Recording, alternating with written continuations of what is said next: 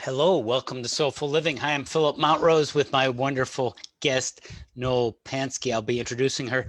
Hey, this is the Soulful Living Show on Facebook Live here at the Soul of Success, the International Association of Holistic Practitioners. And it's part of Awakenings Institute, our nonprofit organization devoted to making the world a better place. And today we are focusing on the topic of healing the body with the soul.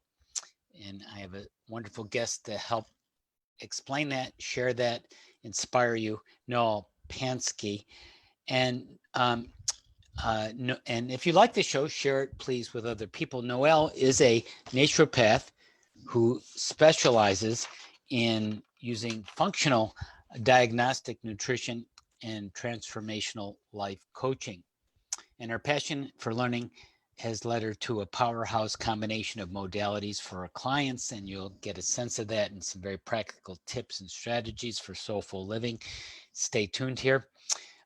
She blends intuition and reason, spirit and body, the inner and outer, for her results.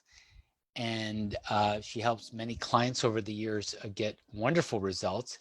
And you can find out more about her at her website, herbalawakeningsllc.com. Hey, welcome, Noelle Panske, who is also trained with us. Welcome to Soulful Living. Thank you so much for having me. Hey, tell us a little bit about yourself. Oh, let's see. I've been doing this for over 20 years, and I came about this profession not as a choice, but something that I felt my soul pulling me to do. And I was compelled, and there was no way I couldn't do it. And Right. the things fell in place, and it was amazing, miraculous set of circumstances that led me to where I'm at. And I felt guided the whole way in. I have an extensive amount of education and programs that I've done, and all of those were just literally a blast for me in following my soul. That's great. And that kind of led you to working with us and us meeting you and getting to know you and being very impressed with your wisdom, your being. And one thing I want to point out to the people viewing this is people like Noelle have a lot to share and you can learn a lot. So stay tuned for this whole show. And people like her you don't normally hear from. She's one of the people who works with people individually, sort of in a more small setting behind the scenes, like a lot of people listening. And yet it's really great to have her share to people in general, like on the show now. So tell us now a little bit about this idea of healing the body with the soul. What are you talking about? How do listeners, viewers relate to that? Sure. I think this comes out of the idea of most of my clients come to see me for physical ailments.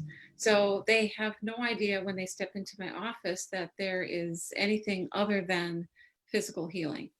And so, my experience has taught me that you cannot just focus on the physical body and truly get the kind of healing that people want.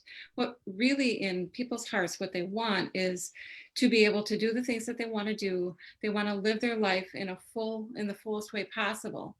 And if you have a physical ailment that you're just looking to basically alleviate, that doesn't help you to get to the place that you are really living your best possible life in which the body and soul are in sync and you get the results you want. So I like to think of, there's a quote from Bruce Lipton, who's an author, and he says, your belief becomes your biology. Also, Norman Cousins, in the book Anatomy of an Illness, he says there's no clear dividing line between a person's physiology and psychology, that you can eat the perfect diet, get the perfect amount of exercise and sleep, but if you suffer from anxiety or depression, your health will suffer. And so I think that's Mm-hmm. the crux of, what I'm getting a lot of people with these physical things and even emotional things that go with it, just looking for some supplements. They want a magic pill. Right. if they could take a pill, not dealing with it. So as we do at Awakening Institute, as you know, we want people to go deeper and kind of figure out how this relates to what they're here to live for, kind of the bigger picture of things. How do you help people? I know you, since you're a naturopath, you help people on a physical basis too. How do you relate the physical to the healing with the soul? Basically, I let them know right away that, and they should be able to tell that from my website, that I'm not focused specifically just on the physical, and I don't believe that I can do the best job for them if I were to do that. And so I begin to, for most people, you have to kind of tread a little bit lightly. And I begin to start Right. to educate them a little bit about how the body and the soul are connected. I mean, you can't separate the emotions from your physical body. And I'll ask them questions like, can you remember when this started? Was there anything going on in your life? Um, would it be, was there some trauma or something that happened that just prior to you this physical ailment happening? And so a lot of times they'll think about that and they'll say, oh yeah, that was right before my mom or right after my mom died. Or they'll say, oh yeah, I had an accident in my car and I was in the hospital for 6 weeks. Or there's often, not always, but there's often defining things that people can see that, oh yeah, this was something that was an emotional issue that preceded whatever was physically going on. So I forgot the actual question that you Well, asked. I was saying, so how you relate. So there's an issue, there's something that happens in a person's life, and you go into that with people, Right. explore it in some way, in a deeper way, a more soulful way, to help them understand how it fits into their life purpose. Right. And then I also like to ask them questions like, do they believe that they can get well? Because you'd be surprised how many people don't really have that belief. They'll say, well, I think so. And a lot of people think that they're going to be stuck with that the rest of their lives, whatever they're coming in with. And they just Right. think they're in that mindset that they're just going to manage it. So I've Yeah, got this thing and I want to manage it and give me some pills to manage it. that's a great point. And they've done studies where the people who have these, quote, miraculous healings, remissions from cancer and such, or life-threatening illnesses, the key component is they believe they could. And why would they believe they could?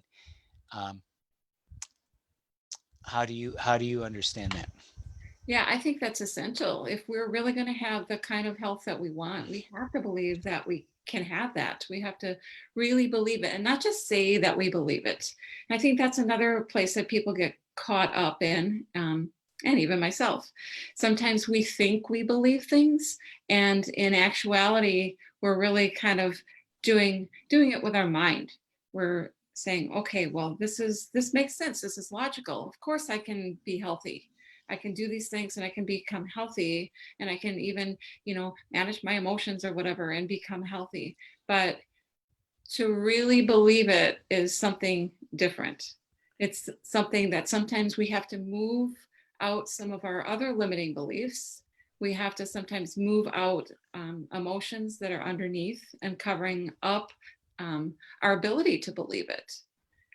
Sometimes people might have been told as a child that they were sick, or that they noticed that they only got attention when they were sick when they were a child. And so they never really got into a healthy place because there was something holding them back, that they believed that they had to be sick in order to get the attention that they needed. So it's digging for those kinds of things that helps the person to get to where they want to really go. Right. So there are these situations that happen to us all.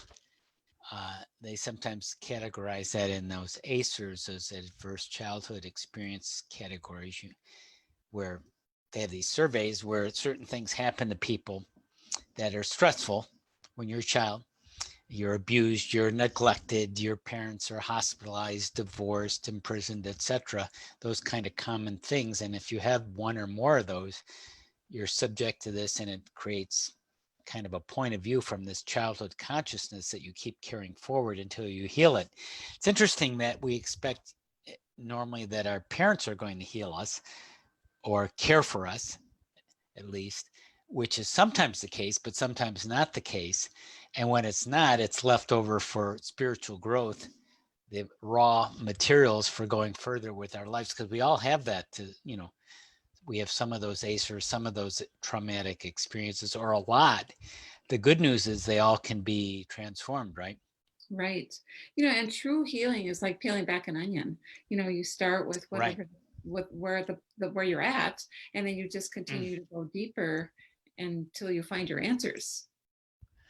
Do you want to share a story maybe of how you help someone go through Yeah, the process? I have two things in mind. One of them is a fairly recent client that she came to me because she was not able to eat anything. She had been working with another practitioner who had helped her. She had some digestive issues, and they helped her at the beginning, and then basically everything kind of just fell apart for her. And anytime she would eat any kind of food, she would have so much digestive discomfort. It was a 9 or a 10 in the pain scale. It was very intense for her. And so by the time she had found me, she was super thin. She had lost a lot of weight because she wasn't really able to eat. And she wanted the magic pill. And so I talked with her about that. We talked about diet and things that she could do to help to basically to heal that digestive system. But she had also shared that she had been sexually abused when she was a teenager. And she said, I'm willing to do anything emotionally except for look at that. I've got that packed away. I'm not going to bring it out, and I'm not going to look at it. And then, of course, I said to her, well, that kind of tells me that that's likely playing into this. And I understand your ability, your natural tendency to want to not look at that and kind of go over it. But a lot of times we have to go into the painful things in order to heal what's there. And so after working with her a little bit, she consented, and we started digging into that. And at the same time, we were also using some EFT for just some general working on those beliefs that she could heal, and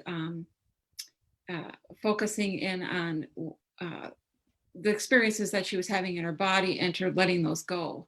And I can now tell you that she's gained some weight back, and she's able to eat quite a few foods, and she's feeling, I just saw her at the end of the week, and she said she feels like every day it's better.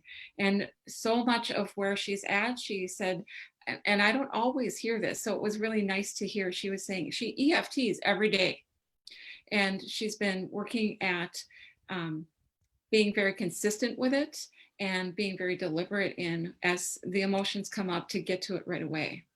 And so she's kind of like she was a resistant client at the beginning, but then she ended up being more of a model client in just really seeing that the EFT was so effective for her.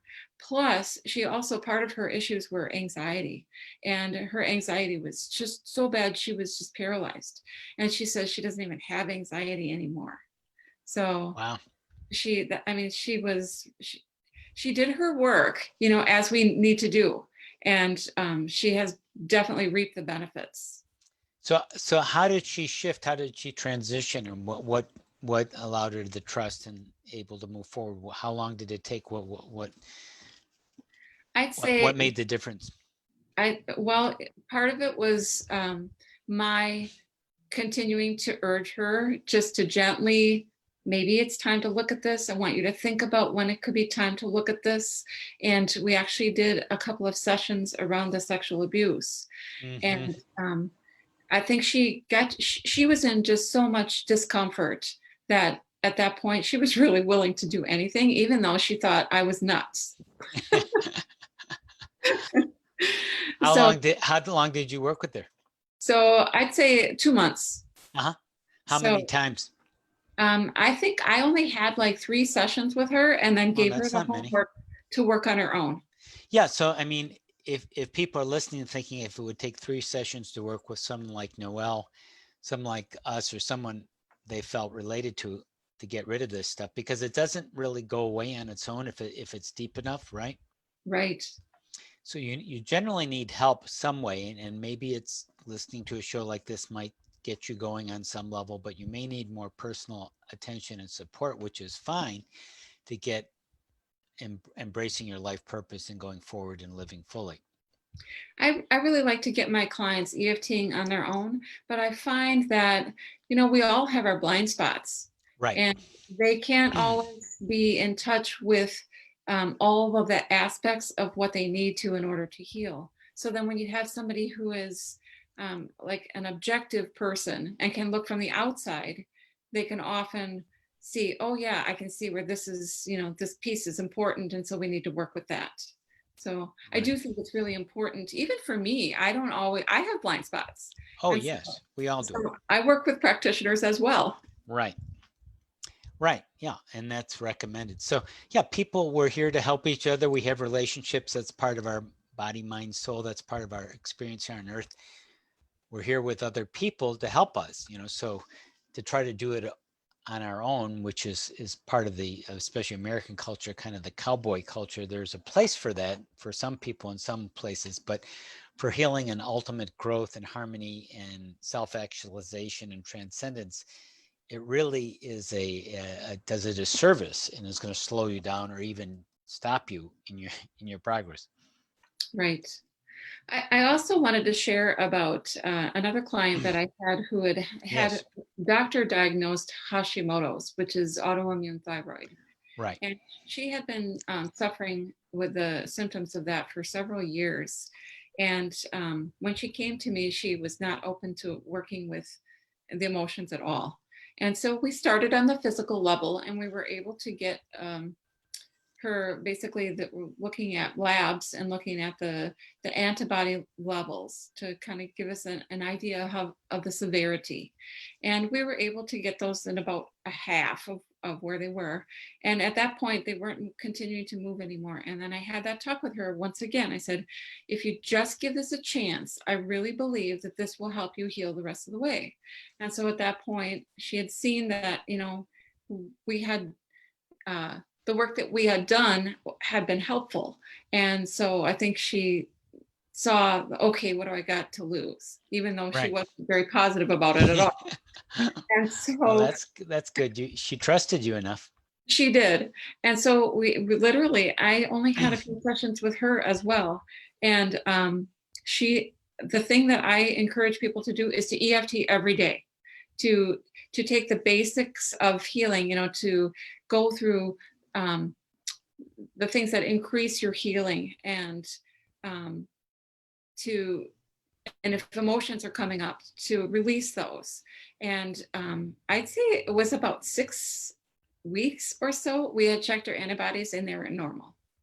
Wow, that's incredible. So do you do like the continuous EFT too with people, or recommend them where they're just tapping the points just without saying anything? Or do you kind of based on what you learn have them say specific affirmations? How do you do it? Yeah, I do a lot of different ways because I feel that everybody's different. And so I will approach it by giving them options. So yes, sometimes we'll do the continuous EFT. For her, she was somebody who had a hard time speaking the painful things, and so she did a lot of just feeling. She could get the feelings up there, and then going through the points that way. But then I would have her do that first, and then after that, I would have her do even though I might not believe it right now, I understand, or even though I might not believe it right now, I know my body is healing, and I will have victory over this Hashimoto's, or something like that. And then tapping in the positive, saying, I'm healing, I'm healing every day. Every day I'm getting better. My body can do it. My body knows how to heal. My body knows what to do. And I'm allowing this healing, and to go through with the positive statements as well. Great. So in this lady's case, so her thyroid hormones that were high through the Hashimoto's were overactive. They reduced, they balanced through you working with her emotionally and energetically? Yeah, complete. Well, I mean, like I said, halfway with the supplements, she got about halfway there. And then we just couldn't get it past that. And so once she started doing the EFT, she got completely there. So you did a combination of supplements with like thyroid or vitamins or natural thyroid medications or?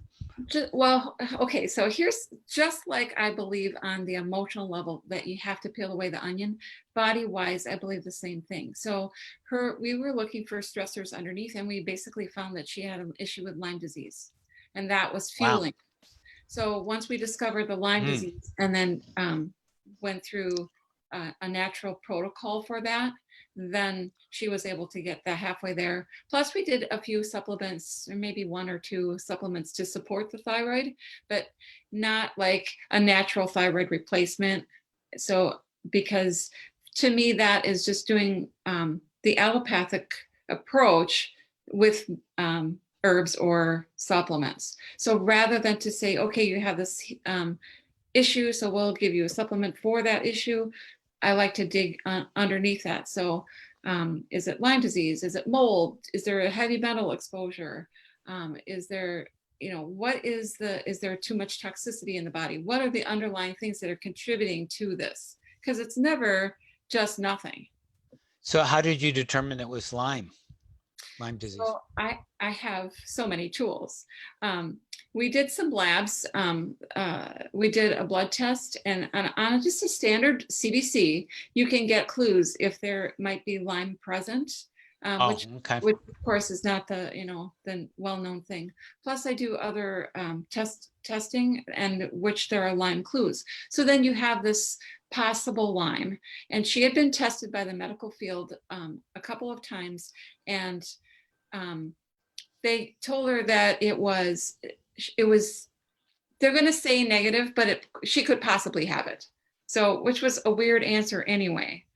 And then I also have a Quest 4 biofeedback system in which you hold on to some electrodes, and it sends frequencies into the body, and then it will identify the frequencies that resonate with you. And Lyme disease came up as a resonance as well there. Right. And you're doing this just physically. You're in Wisconsin as a naturopath. What city are you in? I'm actually in Wausau, which is right in the center of the state.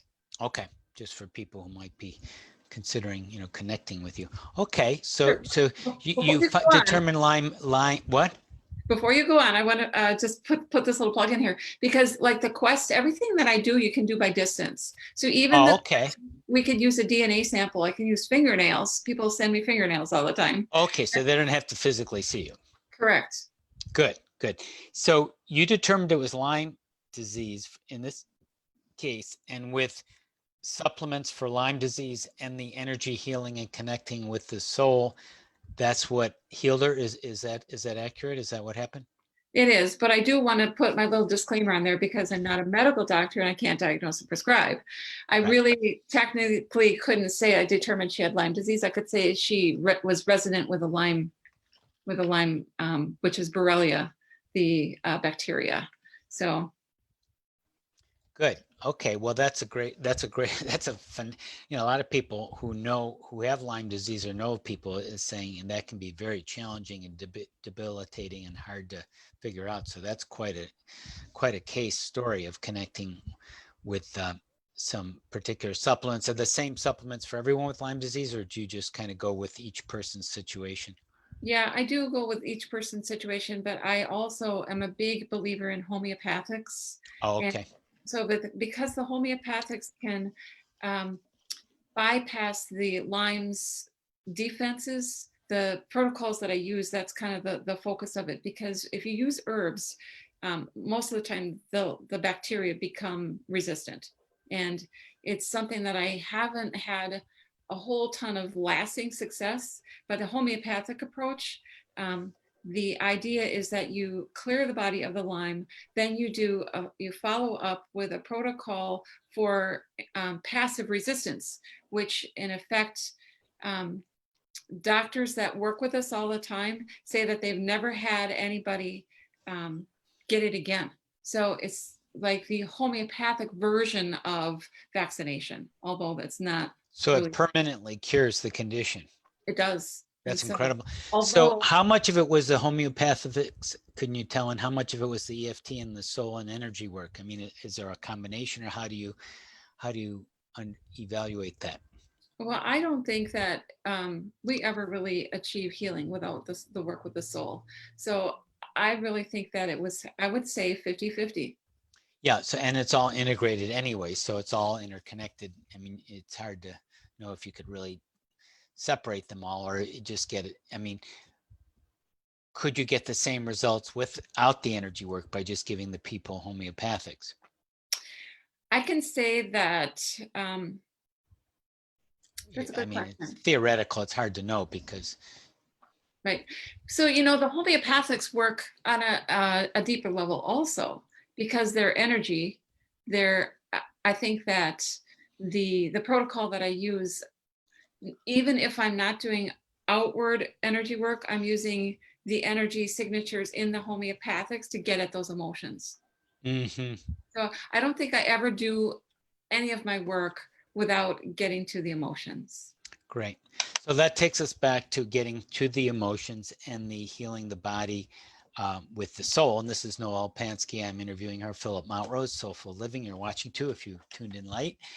And you want to go add any more at this about healing the body with the soul now? Just kind of coming back to the subject.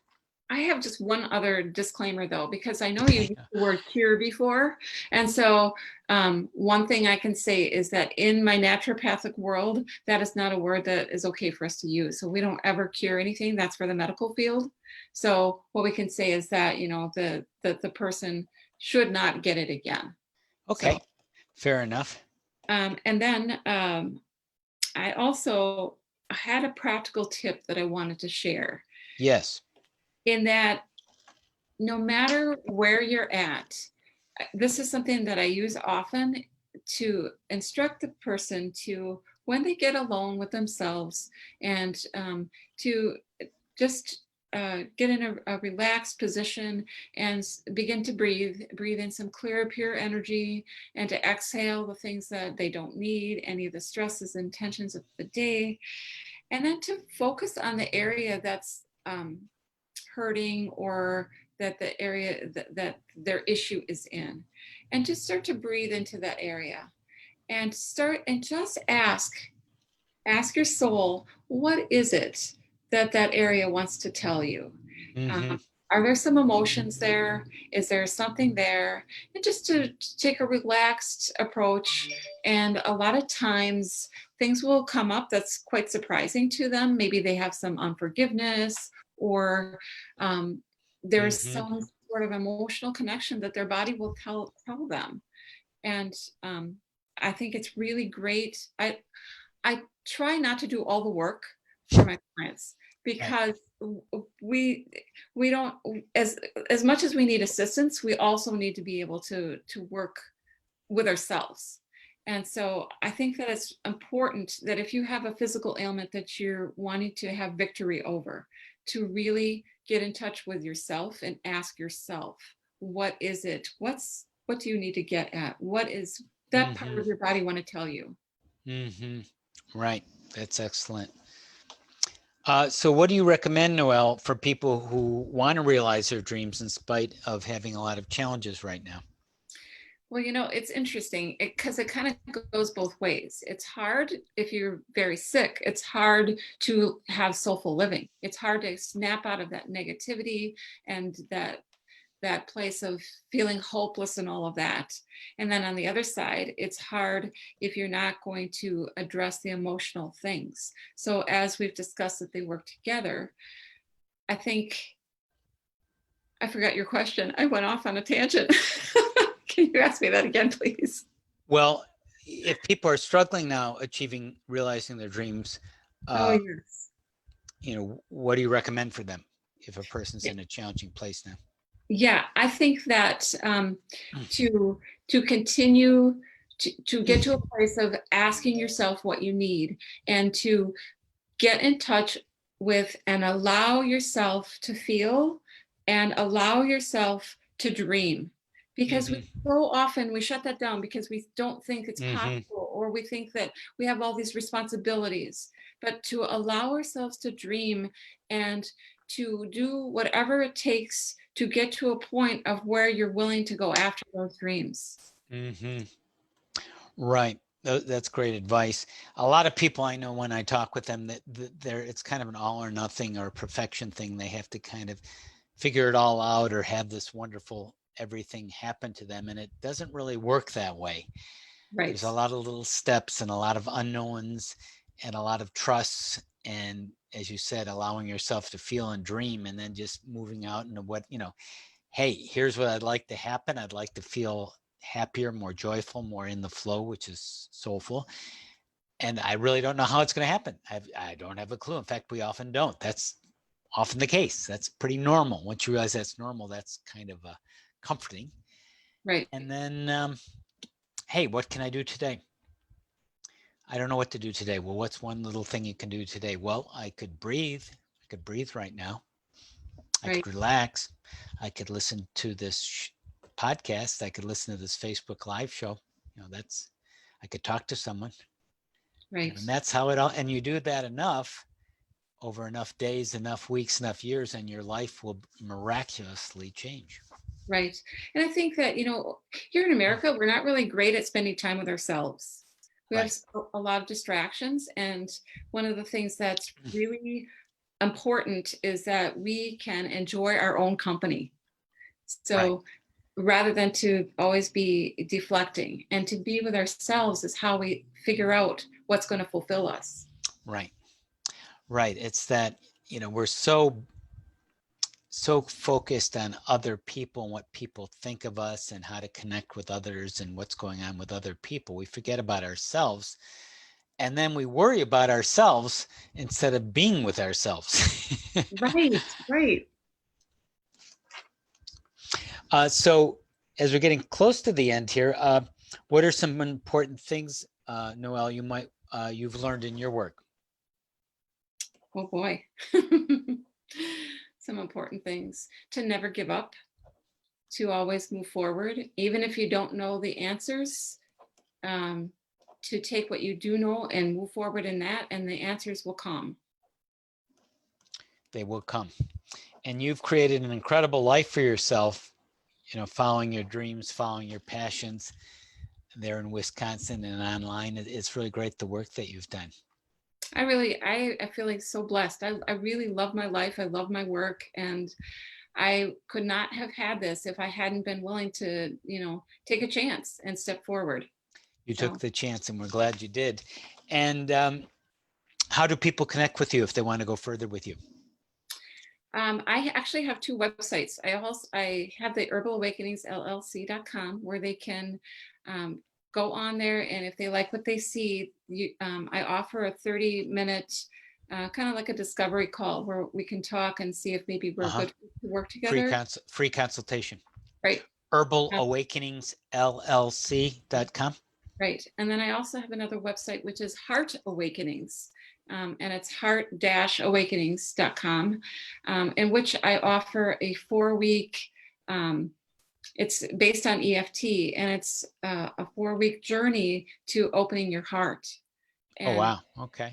so right now, and I do this intermittently. So right now I don't have a class schedule, but I'm um, probably going to do that really soon. And so that there's a little thing that they can sign up for contact, if they're interested. And when I get that class the time put together, I'll contact people. So what was that website? What was that website, Noelle?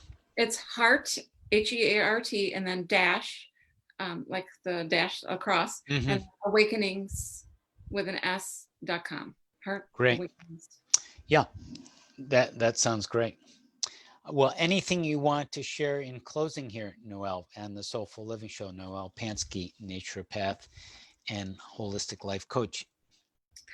I think just that I want to just share that even though times are challenging right now for all of us, Right. that that there is a way ahead that is hopeful, and there's a way ahead even in with what's going on, that we can all connect to becoming more in touch with our soul and living more with the soul in charge.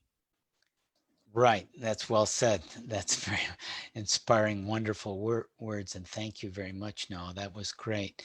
So you've been here on Soulful Living, that we come every week with, sometimes with a guest, sometimes with my partner, Jane Mountrose, and myself, offering you a practical tip like today with Noelle Panske's Heal the Body with the Soul.